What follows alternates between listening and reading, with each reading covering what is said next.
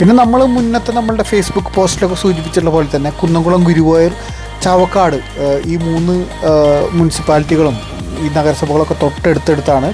പിന്നെ തന്നെയല്ല, ഇത് 3ഉം ഒരു സിറ്റി പോലെയൊക്കെ തന്നെ വളർന്നുകൊണ്ടിരിക്കുകയാണ്. അത്രയധികം ഷോപ്സുകളൊക്കെയാണ്. നമ്മൾ ചാവക്കാട് നിന്ന് കുന്നംകുളത്തേക്ക് ഗുരുവായൂർ വഴി വരുമ്പോൾ നമുക്ക് കാണാം അത്രയേറെ വ്യാപാര സ്ഥാപനങ്ങളൊക്കെ ഉള്ള ഒരു സ്ഥലമാണിത്.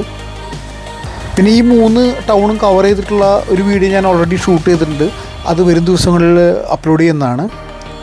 അപ്പോൾ ഭാവിയിൽ ഈ 3 മുനിസിപ്പാലിറ്റികളും ഉൾപ്പെടുന്ന സ്ഥലങ്ങളൊക്കെ വലിയ രീതിയിൽ പുരോഗതി കൈവരിക്കുമെന്ന് വിചാരിക്കാം. ഇപ്പോൾ നമ്മൾ പോയിക്കൊണ്ടിരിക്കുന്നത് കുന്നംകുളം ബസ് സ്റ്റാൻഡ്, പഴയ ബസ് സ്റ്റാൻഡൊക്കെ ഉണ്ടായിരുന്ന സ്ഥലത്തേക്കാണ്. ഇവിടുന്ന് ലെഫ്റ്റ് തിരിയുന്നത്, ഇപ്പോൾ ഈ KSRTC പോകുന്നുണ്ട്, ഈ ലെഫ്റ്റ് തിരിയുന്നത് തൃശ്ശൂർക്കുള്ള റൂട്ടിലേക്കാണ്. ഇതിൽ നേരെ പോയി കഴിഞ്ഞാൽ കേച്ചേരി വഴി തൃശ്ശൂരിലേക്കാണ്. ഈ ലെഫ്റ്റ്, നമ്മളീ പോകുന്നതിൻ്റെ ലെഫ്റ്റാണ് പഴയ ബസ് സ്റ്റാൻഡ് ഉണ്ടായിരുന്ന സ്ഥലം.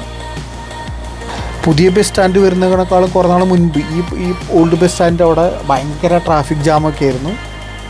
എന്തായാലും പുതിയ ബസ് സ്റ്റാൻഡ് വന്നതോടുകൂടി അതൊക്കെ പരിഹരിക്കപ്പെട്ടു. കുന്നംകുളം ആ ഒരു സ്ഥലം ഇപ്പോൾ ട്രാഫിക് ബ്ലോക്കൊന്നും അധികം ഇല്ലാതെ പോകാൻ പറ്റിയൊരു ഏരിയയും മാറിയിട്ടുണ്ട്.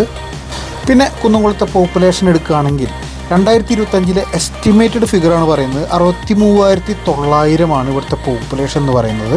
പണ്ട് മുതൽക്ക് പിന്നെ കുന്നംകുളത്തെ മെയിൻ ഇൻഡസ്ട്രി എന്ന് പറയുന്നത്, അതായത് ബിസിനസ് പരമായിട്ട് വളരെയധികം പ്രസിദ്ധി നേടിയത് ബുക്ക് ബൈൻഡിങ് ഇൻഡസ്ട്രി ആയിരുന്നു കുന്നംകുളത്ത്. കാരണം ഞാനൊക്കെ പഠിക്കുന്ന സമയത്ത് ഒരുപാട് ബുക്കുകളുടെ പ്രൊഡക്ഷൻ യൂണിറ്റിൻ്റെ അഡ്രസ്സ് കുന്നംകുളത്തെ ആയിരുന്നു. പിന്നെ വളരെ ശാന്തമായിട്ടുള്ള അന്തരീക്ഷമുള്ളൊരു പട്ടണം തന്നെയാണ് കുന്നംകുളം ടൗൺ. അങ്ങനെ ഞാനിവിടെ വന്നപ്പോഴൊന്നും വലിയൊരു ട്രാഫിക് ബ്ലോക്ക് ഫീൽ ചെയ്തതായിട്ട് എൻ്റെ ഓർമ്മയിലേ ഇല്ല. ആദ്യം ഞാൻ നേരത്തെ പറഞ്ഞ പോലെ തന്നെ പഴയ ബസ് സ്റ്റാൻഡിലുള്ള സമയത്തുണ്ടായിരുന്നു. പക്ഷേ ഇപ്പം ട്രാഫിക്കൊക്കെ വളരെയധികം ഇമ്പ്രൂവ് ചെയ്തിട്ടുണ്ട്.